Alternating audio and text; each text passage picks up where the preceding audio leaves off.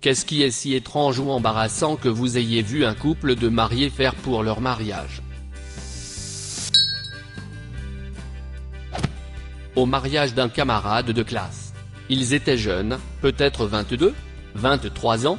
Dans certaines régions du pays, la tradition veut que lorsqu'ils coupent le gâteau de mariage, le couple se nourrisse un peu et se barbouille le visage avec du gâteau pour plaisanter. La mariée avait fait comprendre à 1000% au marié qu'elle ne voulait pas se salir avec du gâteau. Il l'a quand même fait, et pas seulement une petite tache, mais il lui a écrasé le gâteau au visage. Elle a d'abord été stupéfaite, puis s'est levée, le visage plein de gâteau, a crié « Connard, je t'avais dit de ne pas faire ça !» et a ensuite couru vers une zone arrière dans la réception. Le marié a essayé de le suivre mais les demoiselles d'honneur, la mère de la mariée, l'ont arrêté. Il s'est donc assis maladroitement à la table d'honneur pendant que la moitié des invités se précipitaient avec la mariée. Elle est restée derrière pendant 1 heure environ. Ils l'ont finalement laissé revenir pour la surveiller. On pouvait l'entendre pleurer et ils se disputaient. Le reste de la réception s'est arrêté en criant jusqu'à ce qu'une des tantes de la mariée émerge et ordonne au serveur de débarrasser les tables et de mettre de la musique. Ils ont divorcé 2 ans plus tard. Cela semble être un prédicteur assez courant, si les partenaires ne sont pas sur la même longueur d'onde à propos de l'histoire du gâteau, et que celui qui trouve cela drôle ne tient pas compte des sentiments de son nouveau conjoint sur la question, c'est mauvais signe pour la longévité du mariage. C'est arrivé au mariage de ma nièce. Son nouveau mari, plein à craquer, lui a jeté ce gâteau à la figure et elle l'a perdu. Presque exactement comme vous l'avez décrit, sauf qu'elle ne s'en est jamais remise. À partir de ce moment, elle a passé le reste de la nuit en larmes ou en cris de rage. Le mariage a été littéralement ruiné. Beaucoup de gens sont partis quand il est devenu évident qu'il s'était transformé en un grand spectacle de merde. J'ai passé la plus grande partie de la réception à l'extérieur à fumer de l'herbe avec différents invités, jeunes et vieux, donc c'était assez amusant. Ils sont toujours mariés. Dans les années 60, la mère et le beau-père de mon père possédaient un bar-restaurant qui organisait occasionnellement des réceptions de mariage. Lors d'une de ces réceptions, le mari a taché sa femme de gâteau, alors même qu'elle lui demandait de ne pas le faire, sachant qu'il le ferait. À ce moment-là, une bagarre a éclaté entre les jeunes mariés, qui a rapidement impliqué une grande partie du mariage. Pour autant que je sache, ils sont toujours mariés. À la ligne de réception, après la cérémonie de mariage à l'église, la mariée avait un grand flacon de son parfum préféré et en aspergeait chaque invité, femme et homme, qu'ils le veuillent ou non, en entrant dans la salle de banquet. Certains invités se sont plaints que l'odeur du parfum était si forte qu'ils ont perdu leur appétit et n'ont pas pu participer au banquet. Pourquoi aurait-elle fait cela? La mariée a dit qu'elle aimait le parfum et qu'elle voulait partager ses amours avec tous ceux qui fêtent avec elle et son nouveau mari. Ils se sont chantés leurs vœux. Ni l'un ni l'autre n'avaient de voix. Les vœux étaient terribles, beaucoup de textes et des mots pompeux. L'accordage automatique était une idée terrible. Leur chant de vœux se partageait un cœur et c'était horrible et ils s'attendaient à ce que les invités chantent avec le cœur. Les chants de vœux ont duré 20 minutes. C'était affreux. Le marié a chanté ses vœux. Honnêtement, j'ai dû fixer le sol et ralentir ma respiration pour ne pas rire. C'est mon cousin qui a fait ça. Il jouait de la guitare tout en chantant ses vœux. Il ne sait pas jouer de la guitare ni chanter. Heureusement qu'il n'y avait pas de guitare, parce que j'ai peut-être eu une attaque. Les mariés ont invité tous leurs amis de Facebook et ils attendaient 700 personnes. En conséquence, seule une centaine de personnes sont venues à la cérémonie de mariage. Je connaissais un couple qui n'invitait personne en particulier, mais qui faisait juste comme si c'était un événement public sur FB ou qui supposait que les gens sauraient quand et où il avait lieu et se montreraient. Ils étaient confus et offensés quand presque personne ne venait. Je n'étais pas un invité, je travaillais au mariage. La mariée s'est saoulée et s'est assise sur les genoux d'un autre gars pendant 2 heures et a flirté avec lui tandis que le marié s'est assis seul à la table d'honneur avec un regard de vaincu. J'aimerais savoir comment le couple se porte maintenant. Ce n'est pas la faute des mariés. Mais le pasteur qui les a mariés, a parlé de son mariage et de ses enfants pendant 20 minutes. Il voulait montrer ce que sera le mariage.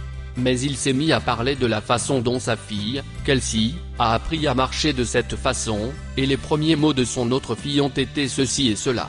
et que lui et sa femme font l'amour dans toute la maison parce que c'est ce que l'on fait quand on est amoureux, etc. Les mariés ont dû se tenir la main pendant 20 minutes juste devant lui, tandis que les 150 autres d'entre nous ont dû écouter sa vie sexuelle et ses enfants. Oh mon Dieu, vous venez de me rappeler une connaissance que je connaissais, qui n'est pas allée au mariage mais qui a eu des nouvelles d'un ami commun qui était là, où le pasteur qui les a mariés a dit au couple de divorcer de leurs amis en promettant que cela ferait d'eux un couple plus fort ou une connerie du genre. Et ils ont suivi ce conseil. Après le mariage et la réception, ils n'ont plus jamais parlé aux amis qu'ils avaient invités pour célébrer leur grand moment. Je pensais qu'ils allaient divorcer dans l'année, mais il s'avère qu'ils sont toujours ensemble.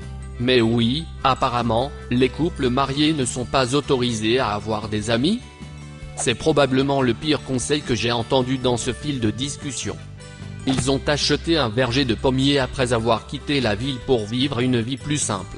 Et ont doublé le thème de la pomme.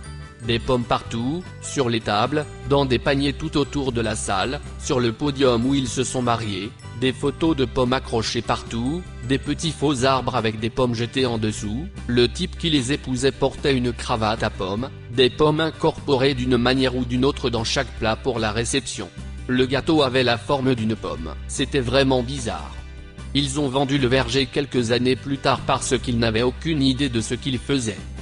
La cérémonie a également été le name reveal.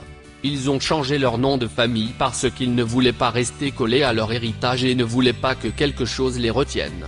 Il s'est avéré qu'ils ont changé de nom en pensant pouvoir effacer leur montagne de dettes ou du moins s'en cacher. Il s'avère qu'on ne peut pas vivre sous deux identités légales. J'ai connu quelques couples qui ont changé leur nom pour quelque chose de distinct, c'est-à-dire le nom de famille original d'aucun des partenaires. Mais ils le considéraient comme un symbole de leur relation, et non comme un moyen de se cacher d'une cote de crédit. Oh, j'en ai deux. La mariée a décidé de chanter en descendant l'allée. Elle n'était pas une chanteuse particulièrement talentueuse et elle chantait par-dessus une chanson de Carrie Underwood pour que nous puissions tous entendre la piste vocale originale. Elle a fini de marcher à peu près à la moitié de la chanson, puis elle s'est tenue là et a chanté le reste de la chanson aux mariés et tout ce que nous pouvions faire était de nous asseoir et de regarder. Mariage différent, ils ont commencé le mariage avec le marié qui jouait d'une guitare désaccordée et chantait pour la mariée. Ils étaient assis sur des chaises devant tout le monde, 400 personnes légitimes, et la mariée était mal à l'aise, ce qui mettait tous les autres mal à l'aise. Ce mariage comprenait également une cérémonie de lavage des pieds, et lorsque la mariée a remis ses chaussures, elle a trébuché sur sa robe et est tombée à plat sur son visage. Ils n'avaient pas encore prononcé leur vœu et la cérémonie s'est arrêtée pendant 20 minutes pour faire face au saignement de nez qu'elle s'était donné. Pas les mariés, mais le père de la mariée. J'étais le témoin. Ils se sont mariés jeunes après qu'elle soit tombée enceinte, ce n'était pas prévu, mais ils s'aimaient et c'était la bonne chose à faire à leurs yeux, tous deux chrétiens. Quoi qu'il en soit, le jour du mariage, je suis assis à côté du père de la mariée à la réception et je vois qu'il regarde son discours préparé à plusieurs reprises. Je peux voir des phrases comme pas idéal, j'aurais préféré ne pas vous accueillir dans la famille dans ces circonstances, etc. Juste avant que le marié ne se lève pour faire son discours, le père de la mariée est allé dans la salle de bain et a laissé son discours préparé sur la table. Je n'ai pas honte de dire que je l'ai piqué et que j'ai ensuite plaidé l'ignorance à son retour. À la fin, il s'est levé et a murmuré quelques mots sur l'amour, puis il s'est assis. Je ne l'ai jamais dit aux mariés et je suis heureux de dire qu'ils sont toujours heureux en mariage 20 ans plus tard. J'étais à un mariage quand j'avais 8 ans et au lieu que les mariés se lèvent pour faire leur discours de remerciement, ils avaient fait comme une remise de prix. Le DJ a donc ouvert une enveloppe, a annoncé leur nom, leur a remis une statue de récompense, une poupée Barbie et Ken, et a remercié tout le monde sous la forme d'un discours de récompense. Dans les bonnes mains, cela aurait été drôle, mais les mariés sont incroyablement timides de nature, alors c'était juste gênant. Je suis maintenant dans la trentaine et je me souviens encore de ceci. Le ministre, ou le pasteur, sortait avec la mariée et se réjouissait de sa beauté. Il disait au marié que si jamais il mourait, il s'occuperait d'elle. J'étais sous le choc. Je souhaitais tellement trouver une raison de demander au couple une copie de la vidéo de leur mariage, mais je n'ai pas trouvé de raison valable. Probablement le mariage de mon cousin. La nourriture était vraiment mauvaise. Et je veux dire vraiment mauvaise. Les choses qui étaient censées être chaudes étaient glacées et complètement pas cuites. Il y avait de la musique mais personne n'avait le droit de danser parce que nous ne voulons pas que les gens dansent à notre mariage. Il n'y avait pas non plus d'alcool. Pas une seule goutte. Mais le pire, c'était la disposition des sièges. Ils n'avaient pas prévu que les familles amies s'asseyaient ensemble. Je ne sais pas à quoi ils pensaient.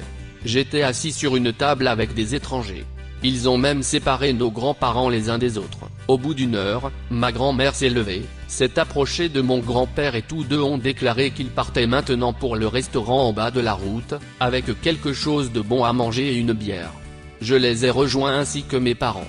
Il n'a pas fallu longtemps pour que les gens remarquent que nos sièges étaient vides, très facile à comprendre puisque personne n'avait le droit de danser ou de se promener en général. Nous avons reçu un appel d'un de mes oncles qui nous a dit où nous étions. Après que nous lui ayons expliqué pourquoi nous étions partis, il nous a dit « Vous avez raison.